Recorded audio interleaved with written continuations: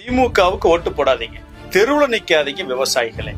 ஏன் இதை நான் சொல்றேன் அப்படின்னா, கடந்த 2021 வருஷம் பிப்ரவரி 21 ஐயா முதல்வர் ஸ்டாலின் அவர்கள் ஈரோடு மாவட்டத்துக்கு வந்து மேற்கு மண்டல விவசாயிகள் மாநாட்டுல விவசாயிகள் சம்மதம் இல்லாம ஒரு அடி நிலத்தை கூட எடுக்க மாட்டேன்னு சொன்னார்.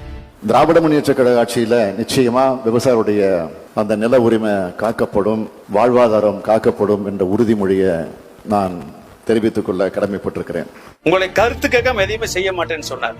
ஆனா என்ன செஞ்சாரு தெரியுங்களா? திருவண்ணாமலை மாவட்டம் மேல்மாவில முப்போகம் விளையக்கூடிய விவசாய நிலங்கள் 2000 ஏக்கரை சிப்காட்டுங்கிற பேர்ல எடுத்து ஃபாரின் கம்பெனிகளுக்கு, வெளிநாட்டு கம்பெனிகளுக்காக கொடுக்கறதுக்கு முயற்சி பண்ணாங்க. விவசாயிகள் வேண்டாம் வேண்டாம்னு கதறினாங்க, கத்துனாங்க. சொந்த நிலத்துல அமைதியாக காத்திரு போராட்டம் நடத்தினாங்க.